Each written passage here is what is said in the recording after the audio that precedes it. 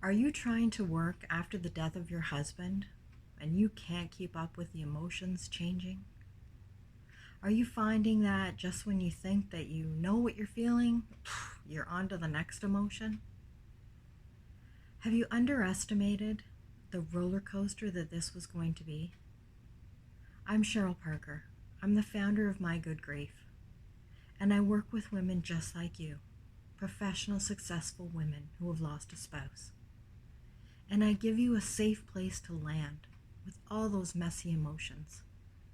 I help you get clear about what's important to you right now. And we create a plan so that you can rebuild, still focus at work, while you learn how to live again with peace and love. And after 16 years being in business, I hear all the time how people cannot sort through all these emotions. And I've learned how grief shows up in so many different ways. And that's what I'd like to talk about today.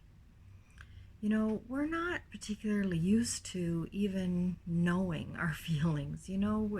It's such a busy life, and we go through life and we're doing this and we're doing that. And, we have feelings, we have thoughts, but I don't know that until we are stopped in our tracks with grief that we really, really get intimate with what we are feeling.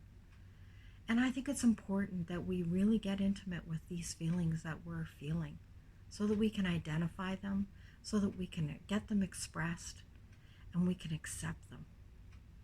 One of the ways that I found helpful to me was collaging my feelings.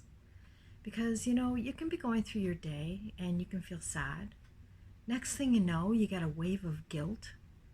And then just when you think you have a handle on that you're feeling guilty, then you're thrown into a case of denial. And, on and on and on through all these feelings that you're feeling. So I would get a piece of paper and I would get a stack of magazines that I didn't mind ripping up, and I would go through each emotion.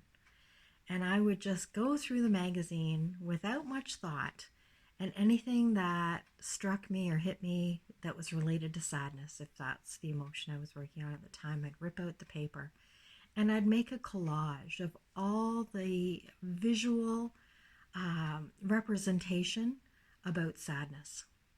And then I'd do one on guilt, and I would do one on denial, and I would do one on brain fog. I would do one on lack of concentration. I would do one on anger.